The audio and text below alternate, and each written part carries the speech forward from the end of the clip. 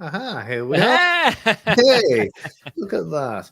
Look at So, that. and everybody's come over as if by magic. Thank you very much for if you've just joined us on Eric's show for coming over. Right.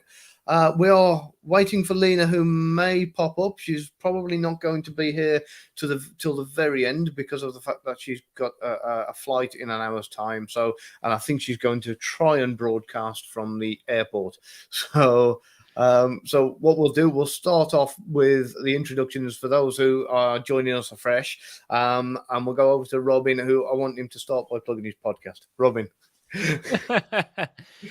So for if you didn't hear, yes, my name's Robin Dreeke. I am a veteran Marine, former spy recruiter who ran the FBI counterintelligence behavioral analysis program, where my job inside the FBI was recruiting spies for my career. Best-selling author, 3 books, and trust expert. And I got my own company that I do all this consulting stuff for strategizing relationships, dynamics, and coaching. And most importantly, my free resource, which I actually love because a lot of you all are on my audience as well. And that is the Forged by Trust podcast, where we have great intellectual conversations with heartwarming stories. And you can actually see how I do what I do because it's just about finding out those backstories and sharing great information with folks. Brilliant. Thank you.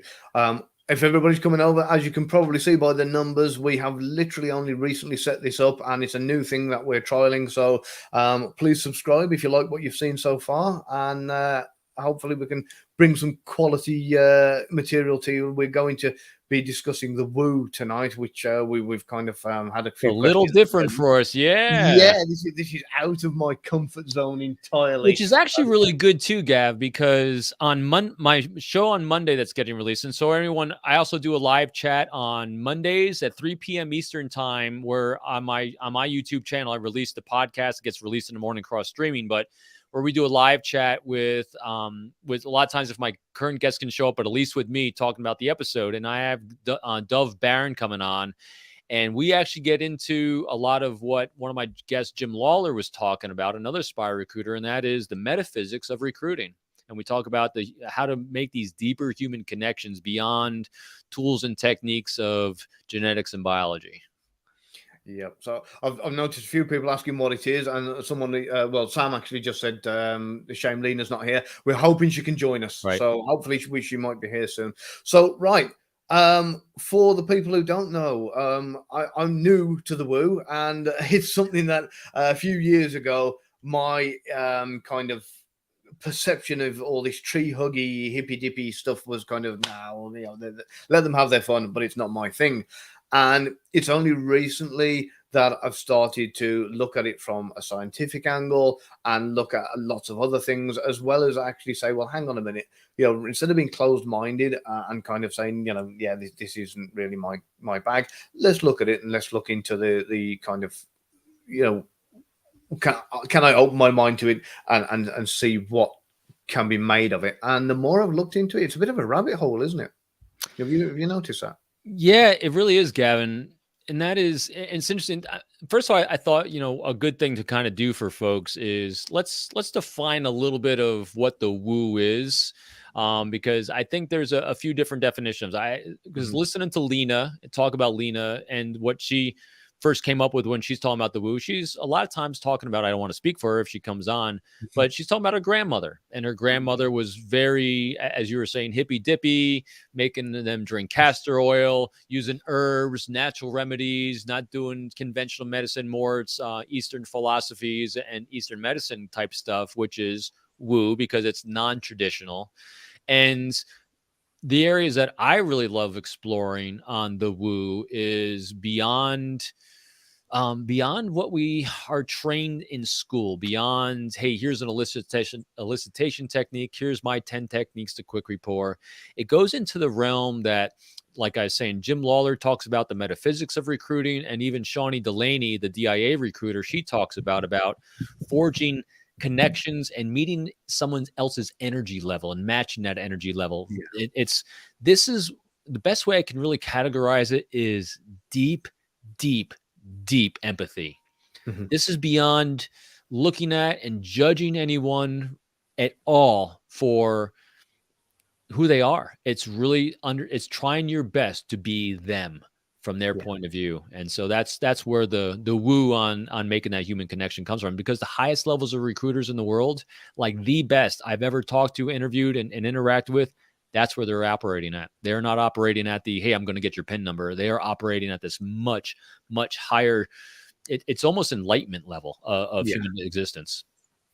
Yeah, I've had the similar kind of thing. So you see intelligence officers that can get trained in learning what we know, to build rapport, to make the relationship, to kind of cultivate that relationship, to use the British parlance, to kind of to make things grow, which is all well and good, having the knowledge and having that kind of ability to be able to start down that path. But like you say, the greatest ones, the best ones, who are the ones who can sit at the back of the class and yawn, and after it just say, I've got this, because they are at that level of unconscious competence, if you want to call it that, where they can just go out and naturally bond with pretty much anybody. Probably amongst the best salesmen in the world, especially the ones that aren't trying to even sell you anything, are the ones that you just instantly have that connection with, that you click with, like Brian's just said here, a vibe. Absolutely. And so Gav, for you, you've interviewed, interacted with, it's countless numbers of human beings from every single walk of life. Can you remember your first interaction, conversation, dialogue, relationship forging event where you hit like that flow state where time just stopped and you were just so focused and you made this connection? And it might not even been a recruiting thing. Maybe it was the beautiful Helen. I mean, when was the first time you actually experienced that transcendent flow state with another human being? Oh, her name was Candy, and she was dancing from a pole. No, I'm just messing. I threw Helen in there for you to try to keep. I know I'm in trouble later. So yeah, I don't know if there's a specific time that that I can think of that I just like. It wasn't like a switch that flicked with me where all of a sudden I was this guy who was learning, and then all of a sudden went to this guy who's like, wow, I'm a Jedi master at rapport. I think with me, a lot of it can be a case of very much what kind of mood you're in at the time. And sometimes if you just go in somewhere feeling really, really confident and having that vibe, if you want to call it that, it sets you off on the right path. And then you get in there and, it happens naturally. But then the next morning, I can be what the Germans call a Morgen muffle, which literally translates as somebody who's a grumpy morning person. And if I approach that same person in a different state of mind, wouldn't have that same flow and wouldn't be able to build that rapport. So for me, it's something that if I know I'm going to work, I will mentally prepare myself first and try and get myself into that state of mind, and go out and do that. And because I certainly couldn't do it before the morning coffee. So I think that's a great area to explore down. You've mentioned it, I saw it in the chat too, the vibe. What's the vibe? Can you define some elements? So how about this? Just try to define some elements of the vibe. And so in so doing that, and you mentioned kind of getting yourself in that mindset, it's tough to define, obviously, but when you're setting yourself up for the best success you can possibly have, what are things you're doing to get yourself hopefully hitting that vibe? Right. Let's try and give people the frame of mind of what the vibe is now. Good. So I'm gonna if anybody's seen that episode of The Simpsons where Bart Simpson asks a girl out, and he nervously asks her out. She said yes. She agrees to the date, and she kind of skips away. And Bart Simpson turns around and says, "There's only one thing you can do at a time like this: strut." And he walks down the street and he's kind of, I think like Staying Alive's playing or something along those lines. And it's absolutely brilliant. And that feeling that is meant to be portrayed by Bart Simpson at that moment of walking down the street with that real feel good element about him, that is something that at that moment anything could happen, and his world he wouldn't care. He's in that frame of mind where, if he dropped his phone, it wouldn't be the end of the world. If it smashed and broke on the floor, he'd pick it up and put it in his pocket and I'll deal with it later. So this is this is that like energy of positivity that you've got of kind of, untouchable. So that's the feeling. And if any, What are you doing to get it? to get it, oh, for me, Retrace it. um, yeah, let's go back to where I start. See, before I leave the door, I suppose I got to get myself into work mode. So I go through the usual kind of, having a shave, getting ready, getting cleaned up, getting ready to go, and whatever else. And I don't like have a particular song I play or anything crazy like that. I don't like have Eye of the Tiger blasting or anything like that. But I do kind of slowly psych myself up to know that I am on the way out to do something. Are If you anybody's ever watched the Amy Cuddy's video on the power pose, have you seen that? uh-uh. Oh, brilliant! Absolutely So are you brilliant. in a higher so is your would you say your vibration, like your energy is higher? Is it Oh yeah, lower? much higher. Is it level? Is it focused or is it more chaotic? I mean, so how would you describe these different things that So you're feeling? rather than focused, it's more open, which might sound crazy, but No, that's it's right. like opening up to knowing that no matter what, things are going to be okay. No matter. So if I'm say I'm meeting somebody who and I want to recruit them, I mean we're using this terminology because we've just come over from Right. Eric's show, so but it doesn't necessarily have to be in that world. But if you're going to somebody to try and recruit them, and to let people know the majority of recruitment kind of attempts generally go wrong. So It's the it's ultimate dating scenario for anyone listening in. It literally is the ultimate dating scenario where you have a 99.9% chance of being turned down yeah. for your approach. Yeah. So it So, is the so you've ultimate got to date. go in there with the confidence of, I am going to do my best to sell the product, if you And want to call it that, and and yet, you knowing said that. something really critical, Gavin, that I want to Mhm. explore a little bit more. You said really open. What are you Yeah. being really open to? What are you focusing on being open to? So knowing that no matter what happens when you get there, no matter how it goes, the sun will still rise tomorrow and everything will be okay. You will still be alive. And why is that So important? Um, I think too many people let things bog them down. I know you had an experience going back to when you first started. I've heard you mention it a couple of times about kind of. In fact, I think it inspired the book. It's not all about me. This one. Um, Um, my little bestseller. so I know that you were told like kind of don't beat yourself up about this whole thing, and I'll let you tell the story in a minute. But the whole kind of letting it get to you if the outcome is bad, that's what's going to bring your vibration down. And I think with me, I'm going to go there knowing that no matter what, it's fine. The sun's still going to rise. Nobody's dead or pregnant. We're still going to kind of get up tomorrow, and it's still going to be a great day. So once you kind of open yourself up to saying to yourself, right, even if that person is, and it's not past caring, you've still got to care.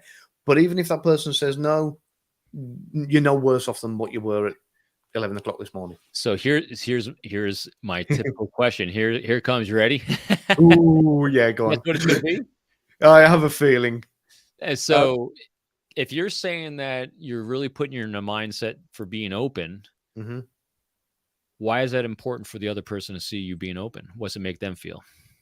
Because they have to have when you're sort of saying about matching the vibration, you can sense people are so perceptive on so many levels. We don't always realize it. You've heard of the fake it until you make it. People who are focused can see past that. You know when you go into a double glazing building, the new starter who's faking the confidence compared to the manager who's been there 20 years. So it's something that that vibration, that vibe, if you want to call it that, you can sense it, and so can other people. So if I'm going in to meet somebody to try and recruit them as an asset, and I'm trying to fake it, I'm not confident, I'm not vibing, then they are going to pick up on it, they are going to sense it, and no way are they going to join my team. Right.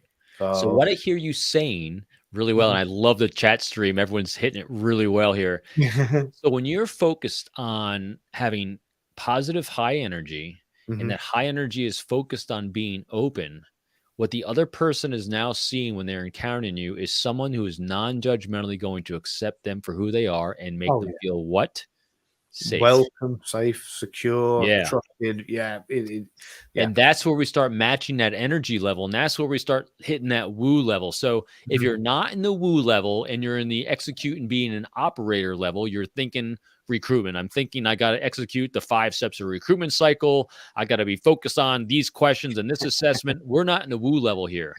The woo level is when you, exactly as you described it, okay, I'm going to focus on being of service. The best way I can be of service is to discover their pain points. In order to discover their pain points, I have to be open. I have to be a problem solver. I have to be there 100% for them. I have to Mhm. provide psychological comfort every second as I'm reading and watching them and feeling their energy, and when it's going well, when it's not going well, and adjusting myself to match that tempo. That's the woo level. Here's something for you, right? Have you ever been in a situation where there's that uncomfortable silence? It might only be for a few moments, and you have to try and you feel like you have to try and fill that gap. You ever been in that Of position? course I have. Yeah, most people have. I think it's safe to say that pretty much everybody has. I have sat with an asset for probably the best part of half an hour with a drink in my hand, with him with a drink in his hand, and said nothing. We have been that comfortable and that kind of that open and just vibing with each other and matching each other's energy that we can just sit there, clink bottles, glasses, whatever, and drink happily and toast without even saying a word, and still sit there in full happiness. Because what a lot of people don't realize is when you recruit an asset, it's a relationship that's formed, and Hollywood gets it so wrong when they show like assets being treated like you will do this for us and you're Ugh, under our thumb, and it's not like that at all. It's so the opposite. right. You are so close to the asset. It's a relationship, and Lifelong bonds. yeah, and your life and their life, you've only got each other when it comes down to it. So you have to take great care of them, and they have to know you can take great care of them. And the ironic thing is, a lot of the time, you're using a legend. And for those who don't know, a legend is a cover name or a false identity. And the the person you've recruited, they know that's not your real name. You know it's not your real name, and you know that they know it's not your real name, and yet there you are, two souls that are so on the same level that you just don't care because none of it's relevant because you have bonded so much with that person, and you know that when it comes down to it, you've got their back and they've got yours. It's an interesting phenomenon. And first, I want to answer Linda's question. As I caught it in the stream, Linda, and she wanted me to find what a pain point is. And this actually goes into kind of riffing off of what you're saying, Gavin. A Mhm. pain point is another way of saying someone's priorities in life, their challenges, gaps of things that they have. So pain points are things that we occupy our brains. That's the easiest way to put it. Challenges that we each face, needs, wants, dreams, aspirations, personal, professional, long term, short term, whatever is the top priority for them in their life at that moment, that's a pain point. So those are things that we're constantly trying to identify. And to get to your point, Gavin, yeah, when you hit that transcendent level, and Mhm. I think people sometimes don't see this part of it. The individuals that I was on that I partnered with, and I don't like the word recruitment because it says it Mhm. makes it feel like it was one way. It was very much a mutual Yeah. collaboration.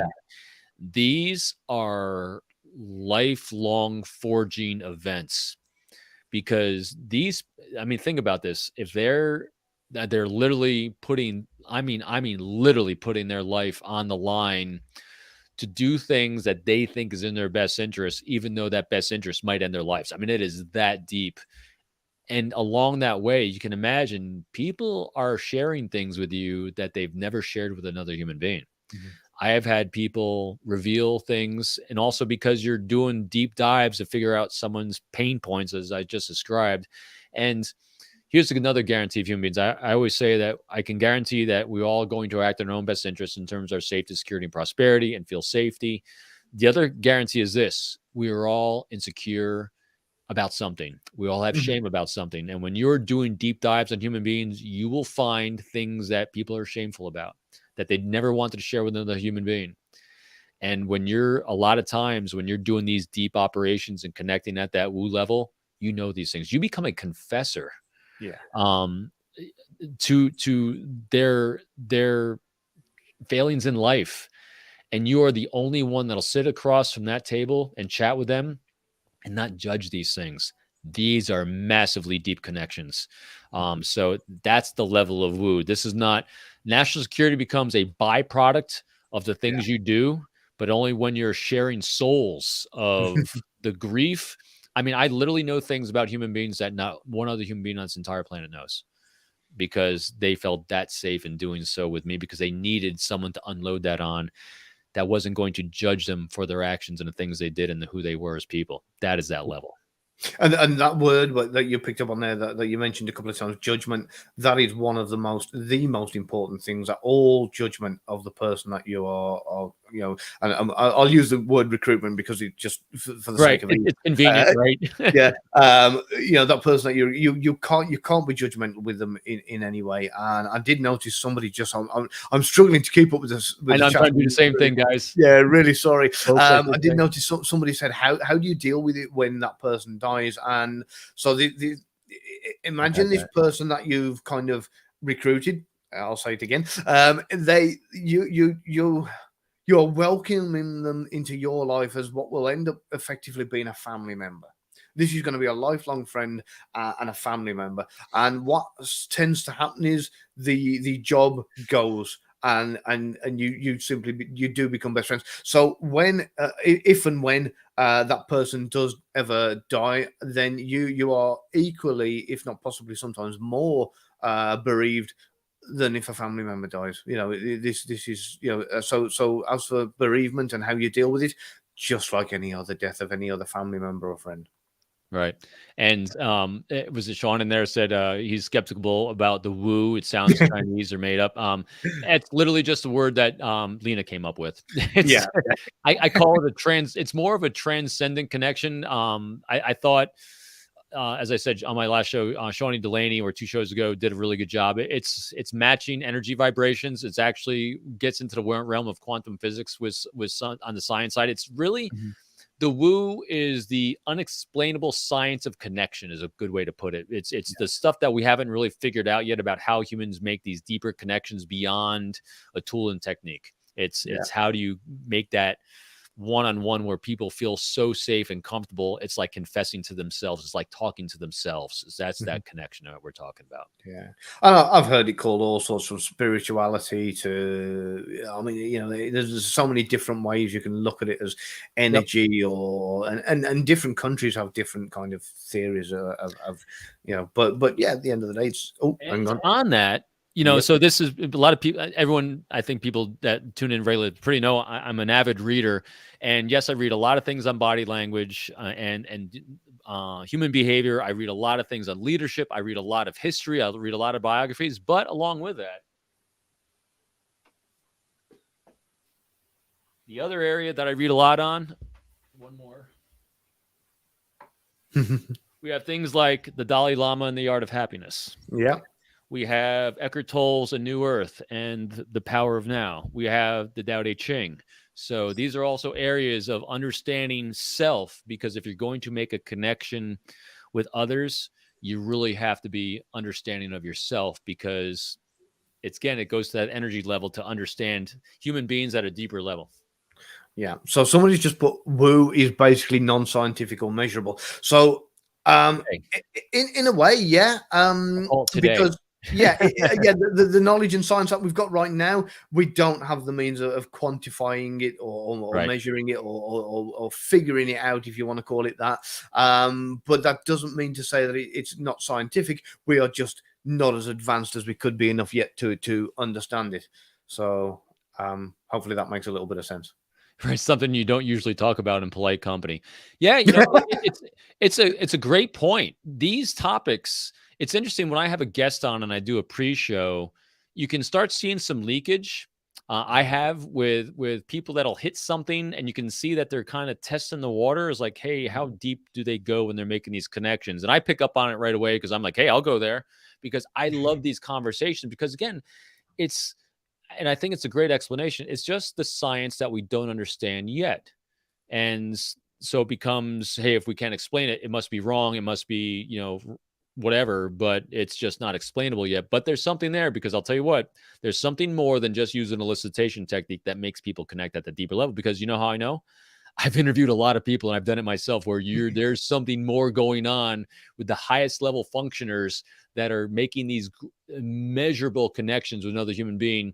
Where, again, listen to the Shawnee Delaney episode, where here's Shawnee, redhead, blue-eyed, white girl from the United States, recruiting Iranian or Middle Eastern mullahs who say, you remind me of my ex-girlfriend. Yeah, that's not elicitation technique. That is making a deep connection beyond the physical. Yeah. And to like kind of Wayne Dyer, reinforce what you've said here.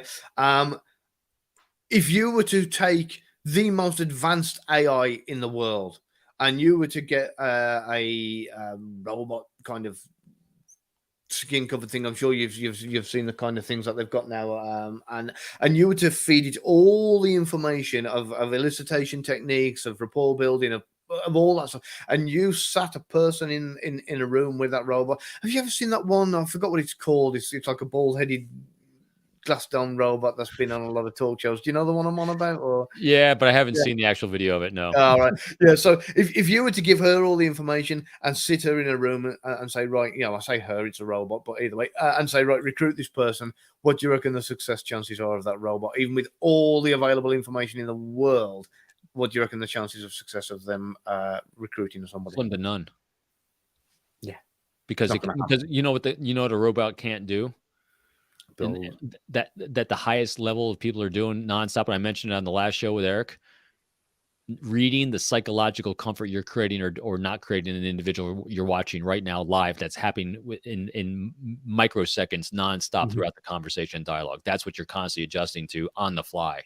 That a robot cannot do that yet. An AI cannot do that yet, because even facial recognition is going to be off on that, because it's much more than that. It's you're listening to tenor, intonation, tempos, all these things you're picking up on, and that only comes from reps. I had a new potential client that I was talking to the other day who's asking, hey, they want to learn and be trained in a certain skill set. And first of all, if you are at the level, like I'd say most of our audience is at this level where if you're listening and tuning into Gavin, myself, Lena, and all that content we put out for all the time we do, you are functioning at that super high level of awareness that, hey, I'm humble and there's more I need to learn. That's why I read so much. That's why I tune into all these things too, because every day is like, oh my gosh. I talked about the other day on Jim Pyle. Oh my God. He made me feel like a complete idiot. Because I don't, because I finished his book, How to Get Anyone to Do it. What was it? Interview? How to get anything? Was it how to get anything from anyone, anywhere, at any? Right. So, yeah, but it's something like that. And so I met him and Lena at the hotel Lena was staying at a couple of days ago when she came to town, because Jim just lives north of me here. And I told him, I gave him a big hug. I said, thank you so much. I learned so much in that book. I learned today that I suck at interviewing because I didn't know anything in your book. Funnily enough, Eric did a show, I think it was yesterday, but it was a premiere, it was preview, it was recorded, and at the very end of it, he used Jim's question, what should I ask? That one I at least do. Yeah. So which was really, really great, because it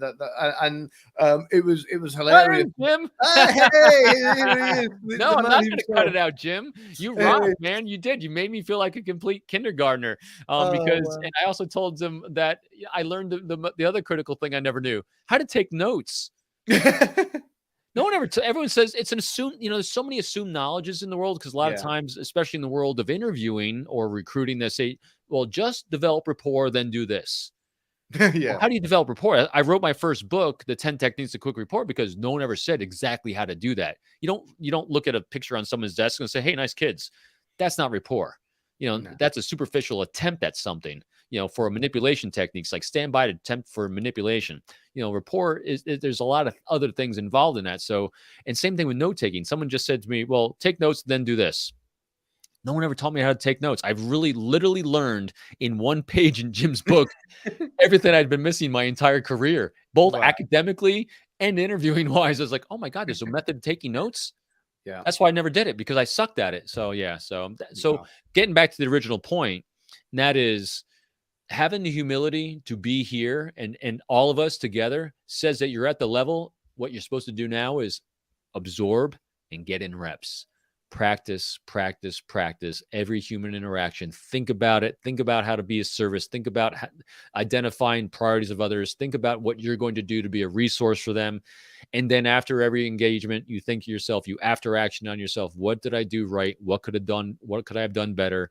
And you just constantly are reflecting and doing that. That's just getting in reps. It is the most important thing in the world. And also being transparent with the fact that, let everyone know I'm trying. I'm not perfect. I'm never going to be perfect, but boy, by gosh, I'm going to do the best I can for you. Yeah. Oh, that's the line. I'm going to do the best I can. Yeah, I'll give it everything I've got. While we're mentioning Jim, by the way, I want to let everybody who's watching know that I've got a show coming up with Jim, and in his own words, he said we're going to cover all the questions that he wished somebody would have asked him during previous interviews that he didn't get asked. And here's his latest that I got a copy of. So thank you again, Jim, with my personalized. Ooh. And it's right here under my latest. If everyone's ever looking, I always leave these clues for timestamps. So you can always see, I always leave my current book I'm reading right here.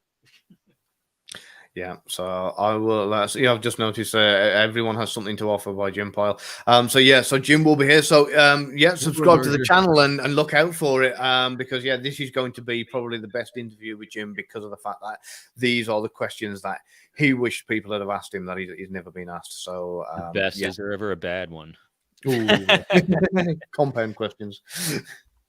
That's right. That's right. No compound questions. Compound questions in themselves do have uses because it does give you an indication of what they want to avoid answering. But anyway, we've gone off topic. This is for another day. So to bring you back to woo, which is the topic of tonight. In fact, I'm gonna wonder where Lena is, because she, I think, is inspired by a lady who I know who is a friend of Lena's called Ali. And I think Ali is going to join us on the next one, and we're going to explore it a little bit deeper. Ah, fantastic. So as far as woo goes, I mean, she is the expert. I mean, like I say, I'm new to the woo.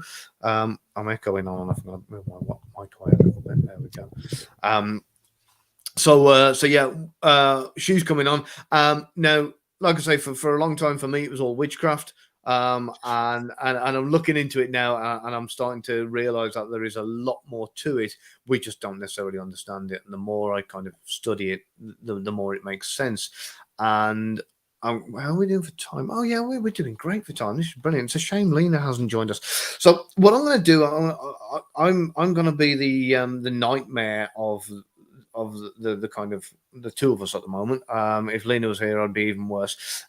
Lena is very into it, and it's all fairies and angels. For me, I've got an analytical mind, so I want to know, well, why do things like affirmations work, for example? Why is it, that you can kind of look in the mirror and say, I am confident, and hear something for, enough times, and it starts to build your confidence. And then it's the same with, and it can work in the opposite. If somebody tells you something often enough, you start to believe it. So I looked into it a little bit, and there is a reason for it, a logical reason or a breakdown for it, where there is a 40% overlap between the auditory part of your brain and the I forgot the name, but basically the logical part of the brain. There is this overlap of the two. So if you hear something enough, you believe it. And it gets reinforced enough, and it becomes, your brain hears it enough and says, well, that's got to be right then, because of the repetition, and therefore it starts to believe it. So so without going too deep into neuroscience, because it's getting late here in the UK, and my brain's starting to say, yeah, it's time for bed now. Without getting too deep into the neuroscience of it, there is generally a scientific explanation to a lot of the stuff. It's not all about fairies, but it is at the same time something that it works. And like we've said, and like we've covered, we don't necessarily understand how it works. We can be intuitive. We just don't know how and why yet. So, Robin, back over to you, mate. I really, and I think so scientifically, we can go back to the basis of making these deep connections is it's making someone feel safer than anything in the world. And who do we feel most safe with is us when we can be honest with ourselves and open with ourselves. And so what we're literally doing when we're hitting that high level transcendent state, matching energies, whatever you want to call it, where like in my cases where I'm having people confess their deepest, darkest secrets that they've never shared with another human being. They are doing it. Why? Because they feel safe. And we, as genetic and biological organisms, we want to feel connected to something more than us because we're, again, biologically coded to belong and want to feel connected. And at what you're doing at that deepest level of connection, you're saying, I can be the safe person you can share absolutely anything with. And so in order to do that, you're hitting whatever people want to call it, the vibration, you're using the tools and techniques of being non-judgmental. But the thing with the woo is we call it the woo because it's literally, it feels like you're letting go of everything. It's actually, I haven't read the book yet. A few people have recommended it on the show a few times, and it's hitting flow state where you become, matter of fact, when I'm editing a podcast, I get in flow state where you lose track of, and I think most people have had this, whether you're really thinking of something profound while you're driving and all of a sudden you wind up where you're supposed to be and you didn't even remember going there. You're having a conversation with someone and it's a couple of hours has passed and it felt like minutes. Yeah. It's when we hit the flow, and this is what we're talking about in the woo state. You're hitting this flow state where you make this connection with another human being, and it's there's nothing but tunnel vision because the focus is so intense. And I wouldn't say intense like intense like this. It's just the connectivity is, this is like what you're meant to do. This is exactly the place in the universe you're supposed to be at this moment because there's such synchronicity. That's the word I'm looking for. Synchronicity between the two of you, your thoughts, your patterns, your emotions, the things you're feeling and speaking. That's that synchronicity. And so we hit it when certain things we're doing in life, like me. I love putting out content and podcasting because I love being of service. And so every time I'm going through a podcast and editing, I'm like, wow, I get enamored with listening to my guest again, going through this content and putting it together. And I get like in this, it just so focused state. And so that's what's happening when you're making these connections in the recruitment operations or any human being. It's hitting that flow state where it's the ultimate level of connection. I'm sure. Love, yeah, and some people and Linda, you hit that first love, yeah. And who is, I think, Shawnee uses that word too, and people avoid that word when we're talking recruitment or the science stuff. But we're talking love. This is unconditional love and caring for another organism, human being on this planet. And it's brilliant when you get to that, like you say, when you're having that conversation with somebody where you are so, if you want to call it in rapport, vibing, whatever description you want to give it, where you're having a conversation and you're literally smiling at each other and going, I was just thinking that was what I was thinking of. That's what I was going to say. Yeah. And like you say, time stops existing. You're not looking at your watch, you're not doing anything, and you're just in that state. And then all of a sudden you go, oh, where's the time gone? Because you've been so connected. And Gavin, there's one other thing too. I got goosebumps thinking about it. See, that's the other thing too. When you're hitting it, the goosebumps are coming. And so I just got mine when I just thought about this one thing that is also hitting it. You're hitting that state when you've literally, sometimes when we're thinking the tools and techniques of making a connection, we have to say to ourselves, don't talk, listen. And we're consciously having to do it. When you're hitting this state, you don't have to say it. You're not thinking about yourself or anything you want to say at all. You are so enamored with paying attention and curious about who you're conversing with. All you're doing is just like, and Gavin and Lena have analyzed me non-verbally. It's hard because on my podcast, I don't put the side by side, but oftentimes if you could, you'd see this. Yeah. My jaw, I literally feel my jaw dropping because I'm like, and I can't say it enough. The episode coming up on Monday with Dove Barron, he goes through his childhood of growing up with abuse and a lot of horrible things that he's sharing on the show, and how he transcended that to come up with his emotional source code, as he calls it. And I'm sitting here and literally going to hear me say multiple times, what did you do? I mean, because and that's what you hit that state where like, oh my gosh, look at this. This human being has just been through so much, and you don't think of anything else but this. And that's, and some, who was it earlier? Linda said, what's a pain point? That is a pain point. When you are so focused on them and what's important to them and the trauma, that's a pain point. The effect of it, it's a pain point. Goals, dreams, and aspirations, those are pain points. So it's all these things that you're constantly assessing, reading, and thinking to yourself, how can I connect to that? How can I be part of that? How can I be a resource for them overcoming that? I was just reading Jim's comment here. Hi to all the guys in the chat. I don't know how to connect. We'll learn this. I love Jim. Yeah. Jim is such a good soul. Too many shout outs for Jim. So actually, I'm sorry, Gavin. So yeah, Linda, emotional source code. So if you actually Google Dove Baron, DOVBARON, you'll get a dose of it. But again, Monday's episode coming up. It's a long one too. It's almost an hour long. It's one of my longer ones because his story, it's deep. I love every guest that comes on because they share a tremendous amount of themselves on it, but his is it's emotional. I had forgotten how emotional it was until I started editing again this week. So wow. Hopefully everybody's enjoying this a little bit, because to let everybody know that I know I have said it at the beginning, but there might be new people joining, etc. This is totally new territory for us to be talking about this, especially so openly. So hopefully, especially for Gav, especially for me, I'm a typical kind of hand now. Just let me get my job done. So, and because it's new to me as well, and I've kind of dived in head first. If you do like this, please let us know in the chat. Please let us know if you want a part 2. Because we do want to get Lena on to discuss this and her experiences with it as well. And we do want to get her friend Ali on, who is like the queen of woo. So please let us know. And at the same time, if you liked what we did on Eric's show, I know there was a few people that mentioned in the comments, we want to see you again and talk more stuff about spies, which is really, really great. It's an area we know a little bit about. Please let us know and let Eric know. Part 2, please. Brilliant. So, more, please. Brilliant. Thank you. And we will deliver. We want to bring you what you want.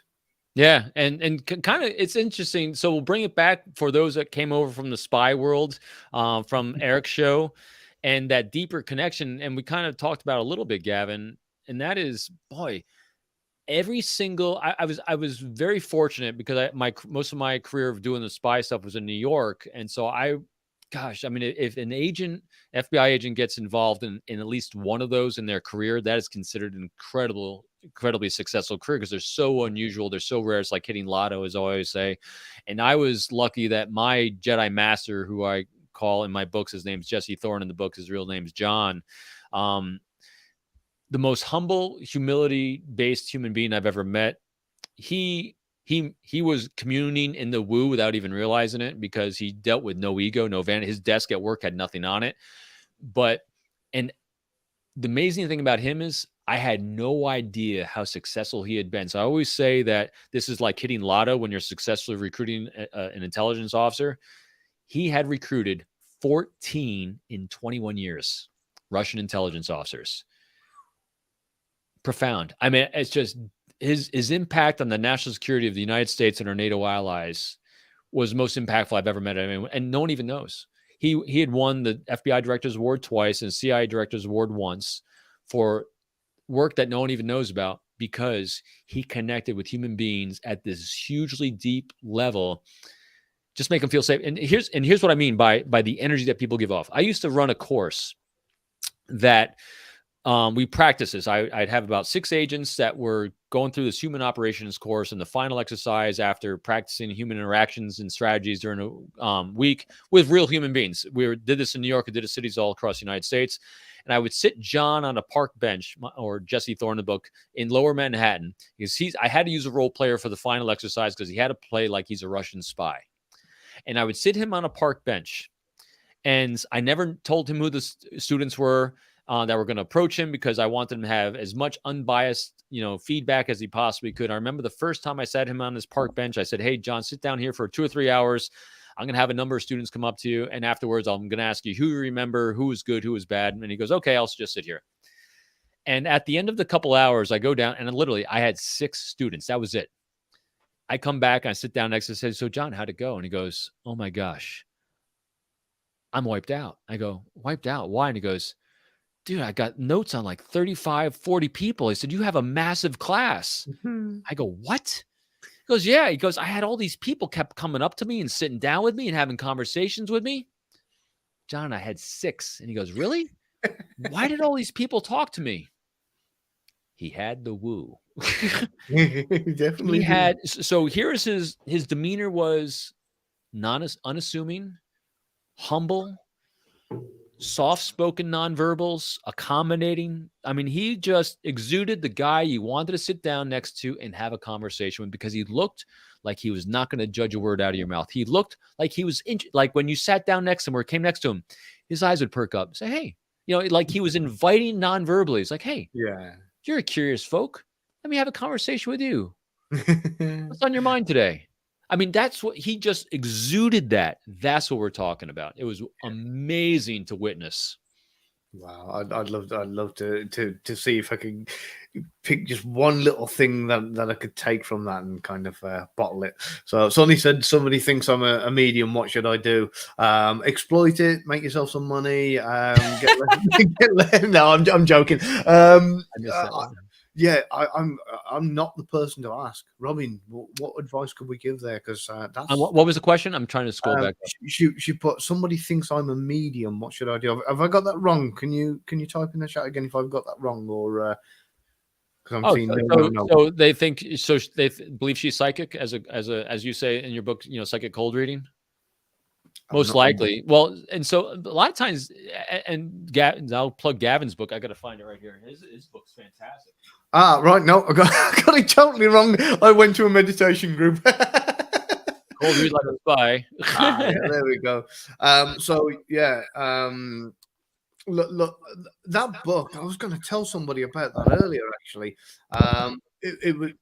it's brilliant for rapport building, because it's got, I mean, I've mixed the two worlds of building rapport and what happens with these so-called psychics, and this is where the two worlds are going to clash a little bit here. Now, there's a big difference between a psychic and somebody who sits with a table in a tent on the seafront and charges you $15 to look into a crystal ball and tell you that your cat's going to die and that you're going to have a holiday and that you're going to come into some money one day. Because a lot of these, if you want to call them charlatans, fakes, whatever you want to call them, they're just there for the money. Do I believe that there are psychics? Not the ones that sit in tents on the seafront, no. But do I believe people have the ability to be able to authentically predict the future? Yeah, to a degree. I mean, we've all had, I don't know about you, I know I've had deja vu countless times. If it didn't exist, there wouldn't be a name for it. I know myself, I've had dreams, and then sometimes days, weeks, months, even years later, it's happened, and I've gone, "What? I dreamt this years ago." Maybe some people in the chat have, maybe they haven't. I don't know, but I know there's a lot of things that have happened to me along those lines, which have been very difficult to explain, almost impossible to explain. That you can call psychic if you want. But would I go around telling myself, anybody, I'm a psychic? Hell no. But So yeah, I believe that there are psychics. And Gavin, it's a great lead-in, because I actually asked Dove this on Monday. Mm-hmm. What more is there than this? And do you believe there is more than this? And so, yeah. And so, yes, I'm completely with you. There's things that, wow. And I know some people will say that human beings are just really, really good at identifying patterns that they're looking for. And so that's how they'll explain it. And then others will say there's more to it than just that. I am a there's more to it than just that, because I have experienced personally, and I've seen others experience personal things like you're describing that transcend any explainable things whatsoever. Mine involved my own kids, and before they were born. It's just amazing stories and examples that come out of the blue. You're like, huh, there's something there. Don't know what it is, but there's something more than that. And so that goes to things that we're talking about, the unexplainable today, because I'm a believer that all things will eventually be understood, just not today. Just like things that we're doing today could never be imagined 100 years ago. Hell, some of them 10 years ago, let alone thousands of years ago. Yeah, and I mean, people ask me if I'm really so. I'm not going to go down the route of religious. I believe in God, and I believe in. So some people are going to refer to it as the universe or a higher power or whatever the case may be. I'm never going to change my mind about that. Other people say, "Oh, I'm spiritual" or whatever. Whichever way you want to look at it, whichever name you want to give it, I believe there is a higher power. The reason I don't go down the route of specifying any kind of religion is because I think there's too many wars over religion, and I think it's been turned into a business more so than what it should be, basically. I'm not going to go too deep into that, but I've just seen somebody put science today was magic 500 years ago. Yeah, as a matter of fact, one of the reasons why I read all these different things is because a lot of people have studied all this stuff and had these experiences for a very long time.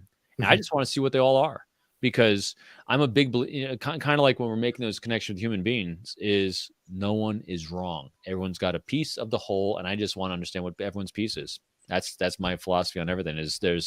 I'm just taking it all in, because when you approach life and every human being with a lot of humility, I always assume a lot with a human being. One, they are actually thought out in their mind about everything they're doing, and they think that they're acting in their own best interests, and they have a lot of reasons for why they believe in what they believe, and I want to know what those reasons are, because that's where we start making that connection. Yeah. Do you know what? I would love the ability to be able to switch bookshelves with you, just like even if it's just for the day, so we could just see like kind of what overlaps we've got, and kind of So if people subscribe to my newsletter, or actually if you enroll in my course, I think you get a link to my page that actually gives you my reading list for 2022. And also, if you go to my website, if you go to all the way at the bottom of my courses page, there's a self-mastery course, which is free, because it's literally my reading list that I have. And so you'll get a good taste of everything that I've read in the last couple of years on that. I read 50 to 60 books a year, and it's generally these areas. I love biographies, because biographies gives a snapshot of an individual as well as a time period, which gives us context, which is it's like history and an individual all wrapped up in one.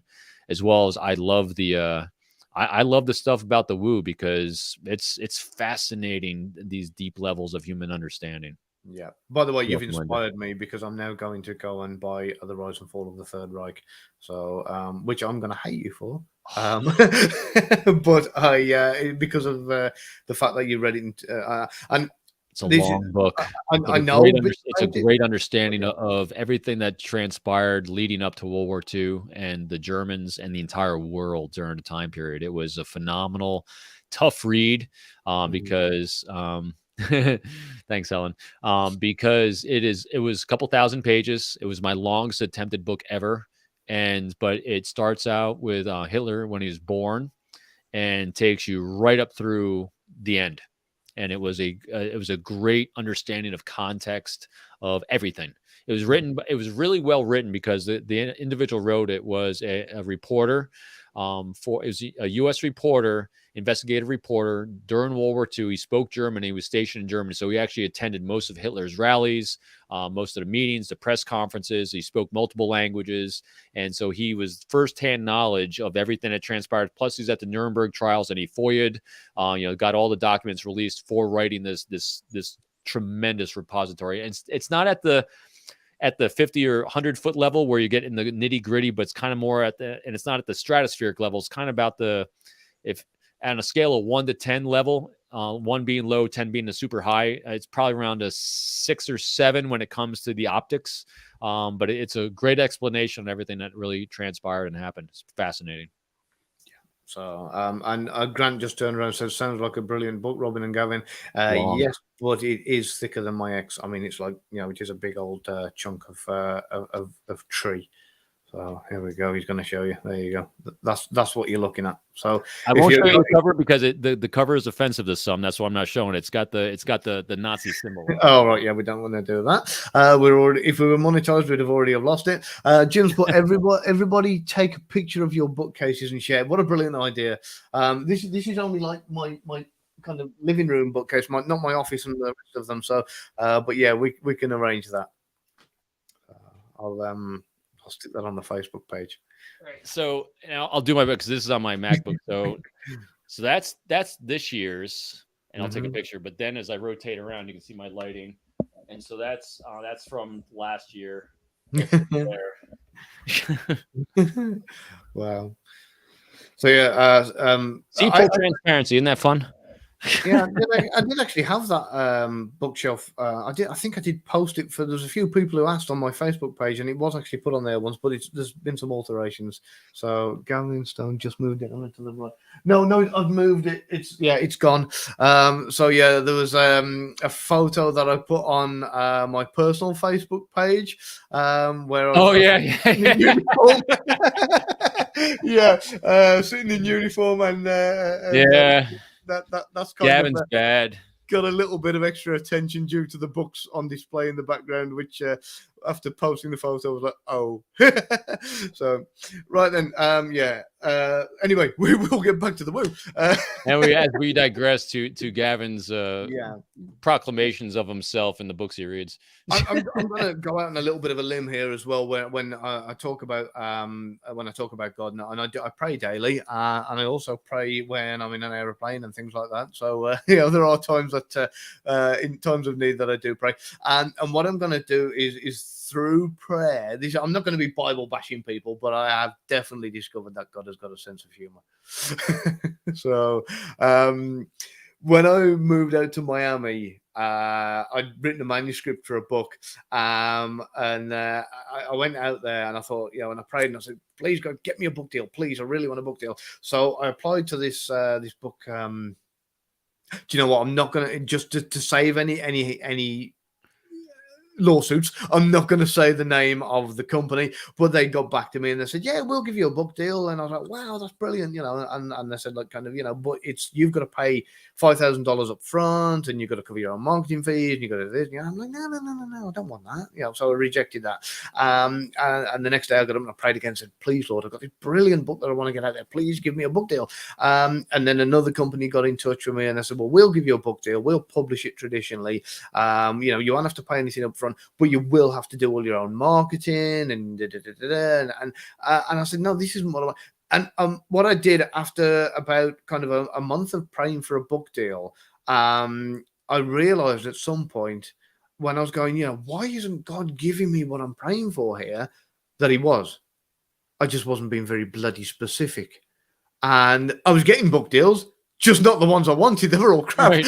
And it got to the point where I went into the bedroom, got on my knees, put my elbows on the bed and said, dear Lord, got me. Thank you very much. You were giving what you needed, not what you wanted. Exactly. You were giving me book deals all the time. The thing is, it wasn't the book deals that I wanted. So it looks like Lena is online. Hopefully she might be able to join us. Come on, Lena, we're waiting for you. And Perry, I saw your question to Gav about the priesthood. Actually, I entertained it numerous times. As a matter of fact, a lot of Marines wind up going into the priesthood, believe it or not, after the Marine Corps or during it. So before I got married, that was an area I was looking at, because why? Service. It literally comes down to service. It is the greatest thing we do. Yeah. The closest I ever got was a fancy dress on New Year's Eve. I forgave a lot of sins that night.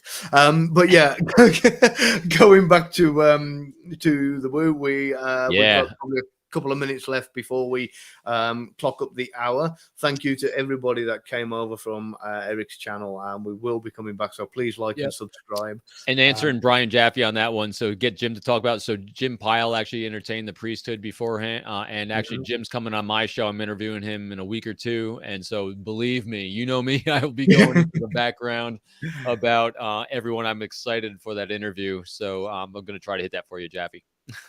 Brilliant. Right. Before we clock off, Robin, give everybody the places they can find you. If I haven't oversold myself enough already. So if you're dying for more content on what we do and what I do, it's peopleformula.com, all one word, peopleformula.com.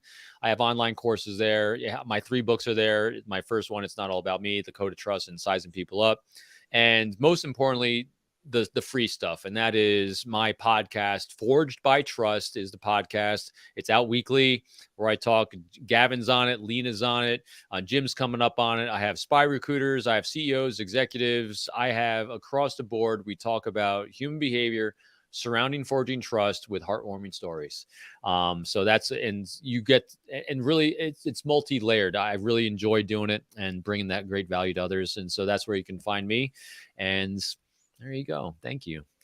Yeah, there are some other great videos that we've done previously. Some of them, what we do every week, we do 1 week on here, and we do 1 week on Lena's Facebook Live. So some of them get put onto this channel afterwards. If you are not on that Facebook page, it is TCG Tribe, which stands for the Congruency Group. Come and join us over there. We'll add you on that page, and you can watch the videos as they come out. Other than that, you can grab them on here. So yeah, if you like it, subscribe, have a look at some of the older videos. You can see me. My website is gavinstone.us.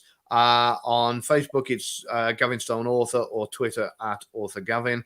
And no, I think that's about it. And also my YouTube channel as well, because all my podcasts go on my YouTube channel. I do a live stream of the episode with a live chat every Monday at 3 p.m. Eastern Standard Time.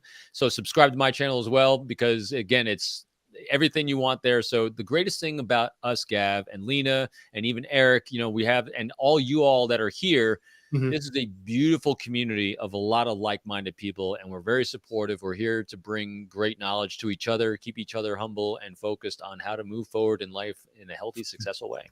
Definitely. We do our best for everybody as much as we possibly can. Yeah, we're missing it. I want to give a very quick shout out as well to Alicia, who really helped me out with a once-in-a-lifetime opportunity, and she deserves that to be publicly announced. I'm not going to go into it just yet, but all will be revealed.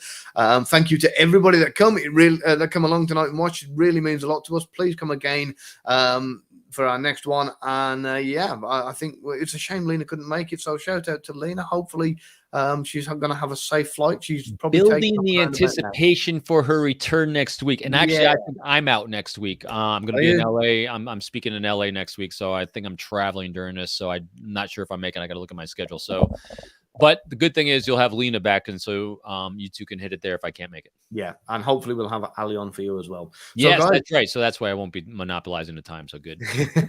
Brilliant. Thank you, everybody, once again. And that's us. We are going to end the broadcast now and see you again next week. All right, everyone. Thanks for tuning in.